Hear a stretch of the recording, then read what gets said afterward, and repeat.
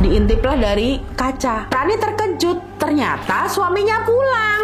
Malam ketika Rani pulang di rumah, Rani terkejut, loh, abang kok udah pulang? Katanya abang mau lembur. Abang gak lembur malam ini? Bukannya abang tadi di kamar sama aku? Bukannya abang gak mau bukain pintu? Kenapa abang bisa di depan pintu? Pak Harun mulai menyadari kalau tangan Rani, kaki Rani itu semua biru-biru. Baru ini diganggu oleh sosok genderuwo.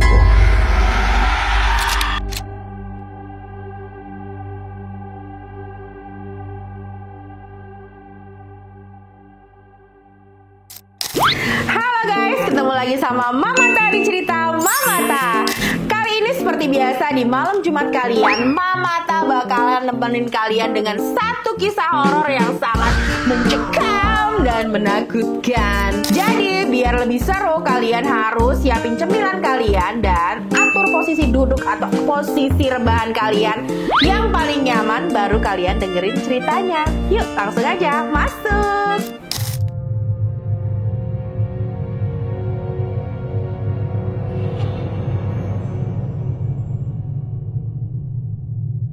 Oke, jadi kisah ini menceritakan tentang sepasang kekasih yang bernama Rani dan juga Adit. Rani dan juga Adit ini telah menjalin asmara sekitar 3 atau 4 tahun lamanya. Dan dari masa itu mereka sangat-sangat klik, sangat-sangat cocok, dan mereka tidak pernah mempeributkan hal yang serius di masa mereka pacaran.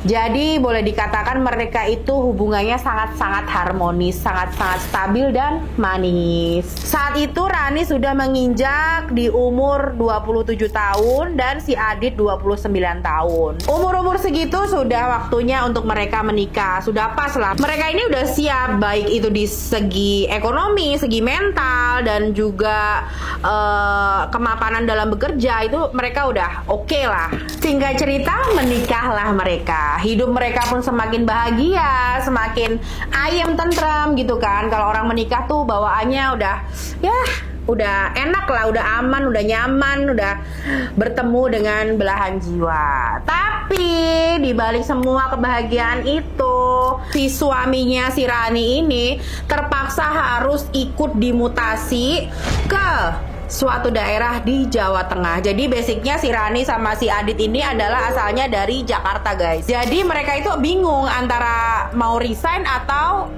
ya udah mau nggak mau dimutasi. Lalu dengan besar hati Rani bilang ke Adit, ya udah deh mas, nggak apa-apa, kita buka lembaran baru di Jawa Tengah. Siapa tahu nanti kita bisa happy di sana. Lagian Jawa Tengah nggak jauh-jauh amat dari Jakarta. Kita masih bisa nengokin bapak ibu ya sebulan sekali atau 2 minggu sekali. Cukup terjangkau, misalnya Rani dan juga Adit pulang ke Jakarta dengan kereta. Singkat cerita, mereka berdua pindahlah ke Jawa Tengah. Aku nggak mau sebut di sini desanya apa.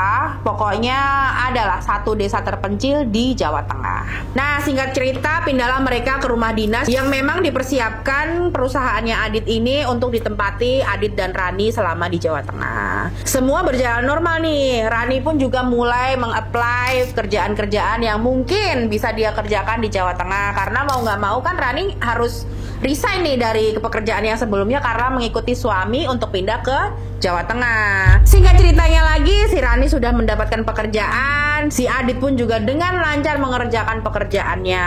Begitu terus sampai bulan-bulan berikutnya, ritme kerja mereka tuh sama. Jadi Adit ini kan memang orang yang penting nih di perusahaannya si Adit. Jadinya si Adit ini sering lembur, sering nggak pulang, sering keluar kota, dan alhasil si Rani yang memang notabene wanita karir pas di Jakarta dulu, dia juga nggak betah kalau misalnya dia di rumah aja. Makanya dengan pekerjaan yang dia udah dapat ini bisa untuk mengisi kekosongan hatinya saat Adit nggak ada di rumah. Seperti itu.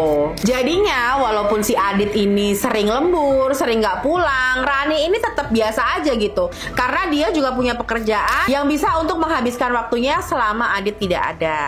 Nah, kejadian horornya dimulai dari sini. Jadi suatu hari si Adit ini memang ada tugas untuk keluar kota guys, selama 3 hari lamanya. sebutlah itu di kota B begitu ya. Si Adit berpamitan lah sama Rani, sayang, aku mau keluar kota 3 hari, kamu baik-baik ya di rumah. Nanti kalau ada apa-apa telepon aja abang. Rani menjawab, iya bang, santai aja. Udah pokoknya kamu urus pekerjaan kamu di sana, nggak usah khawatirin aku baik-baik saja di sini. Ya udah nih, udah pamitan, peluk-peluk, cipika-cipiki, berangkatlah Adit. Nah, entah kenapa saat Adit berangkat, ketika si Rani ini membalikkan badannya buat mau masuk ke rumah, Rani ini mencium seperti ada bau ketela yang dibakar guys. Jadi baunya itu bau khas banget ketela yang dibakar, kalian ngerti kan, paham kan? Tapi si Rani ini nggak merasa yang gimana-gimana, dia ya udah berlalu aja, cuman kok ada bau ketela, siapa yang bakar ketela? Kok nggak dilihat-lihat juga nggak ada yang bakar-bakar tetangganya. Tapi ya udahlah, si Rani nggak memperdulikan itu semua. Rani langsung masuk ke rumahnya. Lalu di jam 10 malam nih, tiba-tiba rumah Rani ini diketok-ketok, tok-tok-tok. Rani bingung, lah siapa malam-malam bertamu? Karena kalian ingat kan, Rani sama Adit ini kan anak perantauan yang memang dari Jakarta pindah ke Jawa Tengah, dan mereka itu sama sekali nggak punya teman yang memang sudah kenal lama atau memang yang sering berkunjung ke situ. Jadi bener-bener kok aneh banget ada orang malam-malam datang ke rumah. Ya sebentar, Rani bilang. Diintiplah dari kaca. Rani terkejut, ternyata suaminya pulang. Dibukalah pintu sama Rani, lalu Rani tanya, loh abang kenapa pulang? Bukannya tadi barusan berangkat? Lalu si Adit ini bilang ke Rani, iya nih dek, abang gak enak badan, kayaknya besok pagi aja deh abang berangkatnya. Oke lah, di sini masih biasa aja nih Rani ya. Oh ya udahlah bang, ya udah sekarang Rani ini ya bang, panasin air buat mandi abang biar badannya enakan. Iyalah dek, makasih ya dek. Nah, singkat cerita, setelah airnya mendidih, Rani tuang ke ember besar, si Adit pun mandi dan mereka langsung ke kamar karena saat itu udah jam 10 malam. Ingat kan, Adit datang jam 10 malam ya. Lalu mereka ya biasa melakukan HB dalam kutip hubungan suami istri, nggak ada yang aneh di sini. Nah, sehabis HB itu Rani dan Adit ketiduran. Saat subuh menjelang, Rani tuh bangun, dia membuka matanya, terus dia cari-cari suaminya. Lah, abang Adit kemana? Abang Adit ternyata sudah nggak ada. Oh ya sudahlah, mungkin abang Adit sudah berangkat lagi nih. Karena tadi malam dia kan udah nggak enak badan. Mungkin sekarang pagi-pagi dia udah agak segeran, jadi dia berangkat nih tanpa memberitahu Rani. Singkat cerita, Rani udah melupakan kejadian itu. Nggak ada WA, nggak ada SMS yang dikirimkan ke Adit karena ya menurut Rani, oh ya udah suami aku udah berangkat lagi. Rani pun melanjutkan aktivitasnya untuk bekerja, terus pulang ke rumah, beres-beres dan lain-lain, sampai 4 hari kemudian Adit pulang. Nih, Adit pulang, disambutlah dengan Rani. Dia masakin, dia siapkan air untuk mandi dan lain-lain. Pokoknya ya kegiatan reguler mereka aja gitu. Hari-hari pun berlalu, semuanya tampak normal, tampak ya seperti yang memang sudah biasa mereka lakukan. Hingga suatu hari Adit ini bilang ke Rani, "Dek, sepertinya abang minggu-minggu ini bakalan sibuk nih. Abang akan sering lembur. Adek nggak apa-apa kan kalau abang lembur?" Rani menjawab, iya bang nggak apa-apa. Biasanya kan aku juga nggak apa-apa, abang tinggal-tinggal lembur. Oh ya sudahlah dek. Yang penting abang udah bilang ya kalau abang mungkin minggu-minggu ini akan sedikit sibuk dan mungkin akan tidur di kantor juga. Rani bilang, iyalah bang nggak apa-apa. Yang penting abang jaga kesehatan dan jangan lupa makan. Nah, hari-hari pun dilalui dengan mereka punya kesibukannya masing-masing. Sampai suatu malam ketika Rani pulang di rumah, Rani terkejut, loh, abang kok udah pulang? Katanya abang mau lembur. Abang gak lembur malam ini? Si Adit menjawab hanya dengan satu kata, enggak. Itu saja yang diucapkan si Adit. Ya sudah, Rani bersih-bersih, Rani mandi, Rani membersihkan tempat tidur dan bersiap-siap untuk tidur. Entah kenapa di malam itu Bang Adit ini terasa berbeda. Jadi Rani ini merasa bahwa Bang Adit ini berhubungan badannya itu agak sedikit ekstrim gitu loh. Karena biasanya saat HB, Bang Adit ini memperlakukan si Rani itu dengan selayaknya princess, dia treat dengan halus, dengan hati-hati, dengan lembut. Tapi entah kenapa malam itu dia itu mainnya sangat buas gitu. Tapi Rani di situ tidak memikirkan apa-apa gitu. Oh, mungkin Bang Adit pengen sesuatu yang baru aja lah. Begitu pikir Rani. Cuman yang lebih bikin Rani tuh bingung, kenapa ya kok bau kamarnya Rani ini seperti habis ada orang yang membakar ketela di situ. Baunya tuh bener-bener khas gitu. Ini tuh orang bakar ketela. Ketela yang mateng yang barusan dibakar, yang udah gelap gitu, itu kan baunya khas banget ya. Cuman karena capek, karena Mas Adit juga mintanya berkali-kali, jadi malam itu mereka langsung tidur saja, langsung tidur, dan Rani tidak mempedulikan pikiran-pikiran yang mungkin berkecamuk dalam otaknya. Singkat cerita, tidurlah mereka berdua. Dan ketika subuh menjelang, Rani mendapati si Adit ini udah nggak ada lagi, he's gone, udah nggak ada lagi di tempat tidur. Nggak tahu, mungkin karena memang dia mau bekerja lebih pagi, atau memang mungkin Rani udah dipamitin tapi Rani tidak mendengar, atau mungkin apa, entah. Rani pun nggak tahu. Dan anehnya Rani ini juga nggak mencari tahu kenapa suaminya pergi saat dia masih tidur. Sampai-sampai dia tuh nggak tahu suaminya itu perginya kapan, di waktu kapan. Nah, singkat cerita, kejadian ini berulang-ulang nih. Jadi ketika Rani pulang, ada Bang Adit. Pulang, ada Bang Adit. Kayak gitu terus. Padahal 2 minggu yang lalu, Bang Adit ini kan udah jelas-jelas bilang, Adek, selama seminggu atau 2 minggu ke depan, abang akan sedikit lebih sibuk. Tapi kenapa saat Rani pulang, selalu Bang Adit ini udah ada di rumah gitu loh.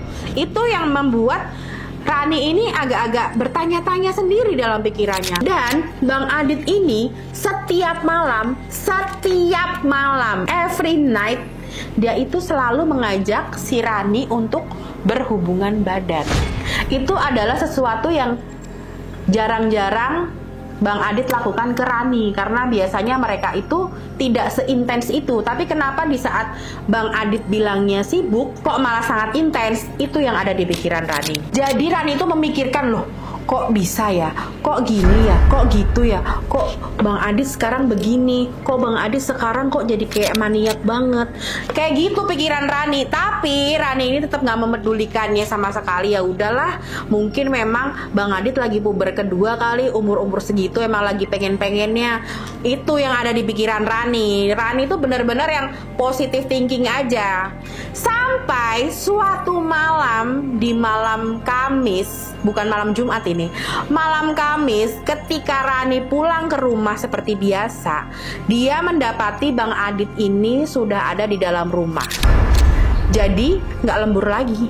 Benar-benar Bang Adit ini sudah ada di rumah sebelum Raninya pulang. Seperti biasa, Rani bersih-bersih, Rani mandi, Rani membersihkan tempat tidur dan bersiap-siap untuk tidur. Lalu Bang Adit pun menyusul Rani untuk ke tempat tidur, dan seperti biasa Bang Adit lagi-lagi mengajak Rani untuk berhubungan badan. Nah, saat berhubungan badan itu mereka selesai nih. Tiba-tiba ada yang mengetuk pintu depan rumah. Lalu si Rani bilang, "Bukakan pintu Bang, mungkin itu temanmu." Lalu si Adit pun tidak menjawab apa-apa. Dia seolah sudah terlalu ngantuk untuk membukakan pintu. Lalu singkat cerita, karena Rani melihat Bang Adit ini nggak mau membukakan pintu, berjalanlah dari kamar menuju pintu si Rani ini. Dengan muka yang sedikit kesal, Rani ini langsung membukakan pintu seraya bilang, "Ya sebentar, sabar." Saat dibuka pintu, jeglek, Rani kaget. Ternyata yang ketok pintu adalah Bang Adit. Bisa kalian bayangkan? Kalian lagi tidur dengan Bang Adit, dan kalian baru aja selesai berhubungan dengan Bang Adit. Tiba-tiba Bang Adit ada di depan pintu saat Rani membukakan pintunya. Yang ketok-ketok tadi Bang Adit. Lalu pertanyaannya, yang tadi berhubungan badan dan juga bobo sama Rani siapa? Rani di situ tanpa babibu, lemas. Loh, abang, bukannya abang tadi di kamar sama aku?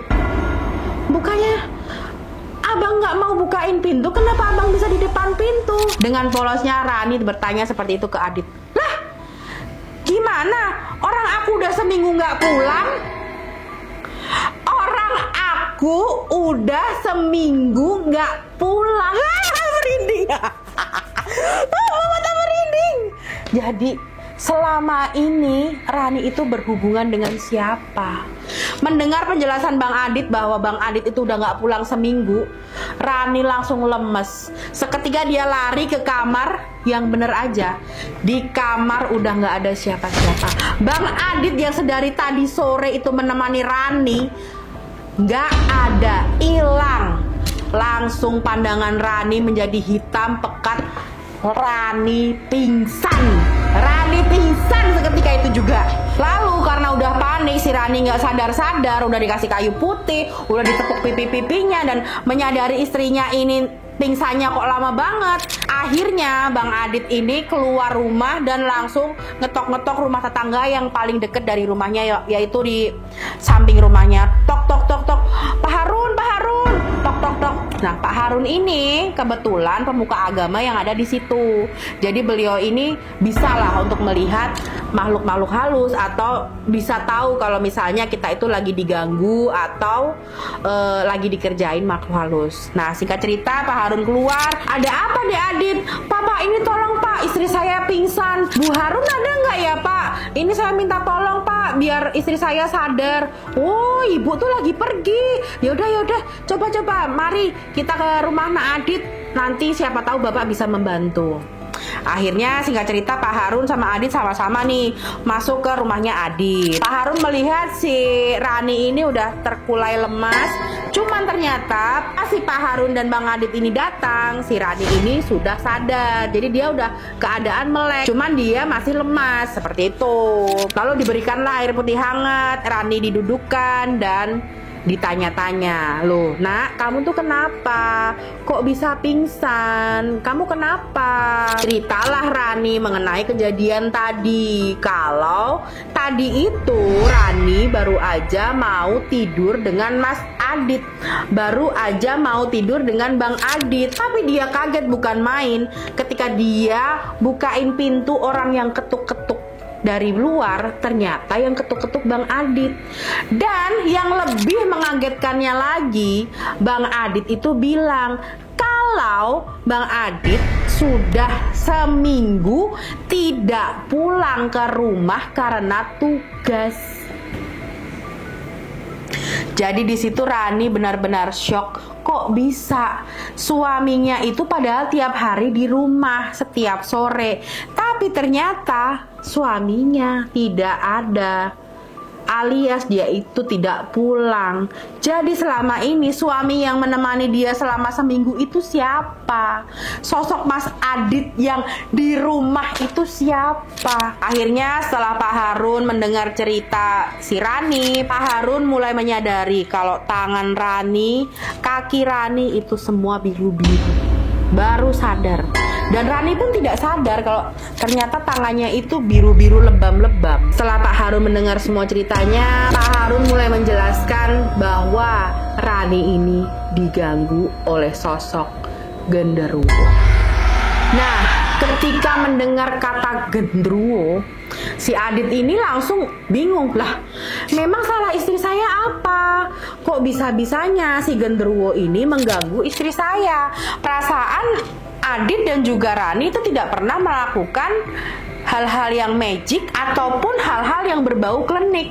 Kok bisa-bisanya si genderuwo ini nyasar ke rumah Adit dan Rani di saat Adit nggak ada? Lalu Pak Harun pun menjelaskan ke Adit bahwa Pak Harun memiliki penglihatan Adit ini pernah kencing sembarangan di pohon besar yang ternyata di situ adalah rumah genderuwo. Pohon besarnya itu ada di dekat rumahnya Adit dan Rani, jadi tidak jauh dari rumah. Lalu Pak Harun pun bertanya sama Adit, Mas Adit, pernah nggak coba diingat-ingat, Mas Adit pernah kencing sembarangan nggak tanpa permisi di bawah pohon besar? Lalu Adit flashback lah ke belakang. Dia mengingat-ingat kejadian-kejadian yang sudah lalu.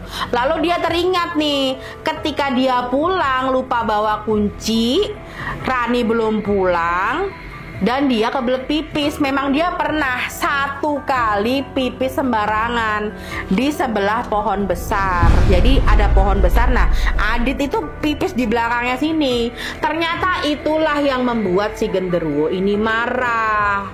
Nah, udah ketemu ceritanya. Kenapa si genderuwo ini bisa-bisanya mengganggu rumah tangga Adit dan juga Rani. Tapi nggak cuman itu. Ternyata saat genderuwo ini mau ke rumah Adit, saat mau mengganggu Adit, genderuwo ini malah melihat istri Adit yang sangat cantik yang bernama Rani ini.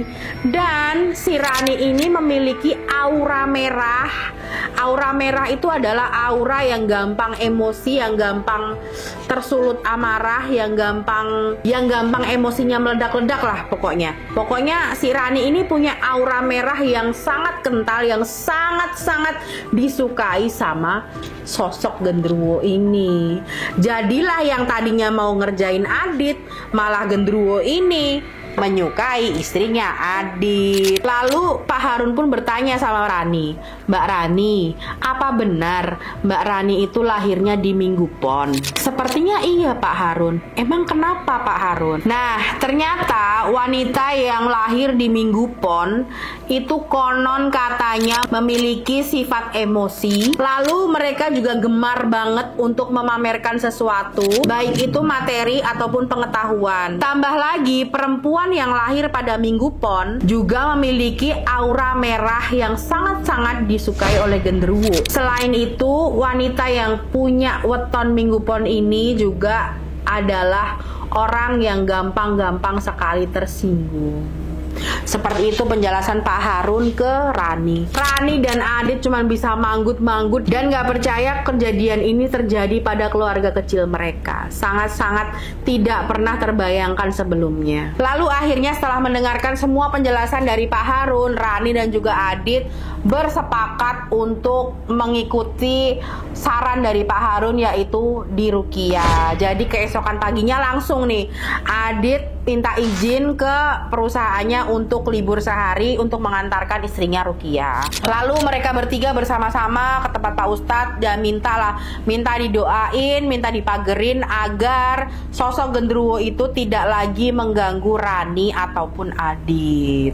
Seperti itu. Jadi Rani ini kondisinya sudah diruqyah dan juga sudah dipageri agar sosok tersebut tidak pernah mendekat lagi ke Rani khususnya. Dan akhirnya setelah seminggu Rani dipagerin, alhamdulillahnya Rani sudah tidak pernah mendapatkan gangguan-gangguan seperti sebelumnya. Dan semenjak saat itu pasangan suami istri ini selalu intens untuk berkomunikasi. Lagi di mana Bang? Sedang apa Dek? Lagi di mana Bang? Lembur nggak Bang? Pulang nggak Bang? Lah kayak gitu. Karena Rani takut nanti yang pulang bukannya Bang Adit, tapi Bang Adit yang satunya. Jadi si Rani ini nggak mau kejadian yang kemarin-kemarin terulang kembali. Tapi sedihnya mungkin karena si Rani ini trauma dan takut kejadian tersebut terulang, akhirnya si Rani memohon kepada Bang Adit untuk pindahlah lagi ke Jakarta. Kalau memang tidak bisa, ya Abang Adit carilah pekerjaan baru saja. Yang penting kita sama-sama nyaman. Karena jauh di lubuk hatinya si Rani ini, Rani sebenarnya masih sangat-sangat takut untuk di rumah sendiri. Ya, begitu ceritanya. Cerita Mamata kali ini guys, gimana menurut kalian? Apakah seru, ataukah horor, ataukah mengerikan, ataukah nggak tahu mau komen apa karena sangat membagongkan? Pokoknya buat Adit dan Rani, semoga kedepannya rumah tangga selalu diberikan kebahagiaan, keharmonisan, dan dijauhkan dari hal-hal yang tidak diinginkan. Amin. Oke guys, kayaknya sekian sekian dulu cerita Mamata kali ini. Dan Mamata sangat-sangat menunggu buat kalian yang pengen cerita kalian dibawain. Kalian boleh send email kalian ke sini. Cerita kalian boleh di-emailkan di Cerita Mamata. Thank you yang udah nonton sampai akhir. Dan jangan lupa di like, comment, share, dan subscribe. Bye-bye. Siapa tuh dia? Siapa tuh?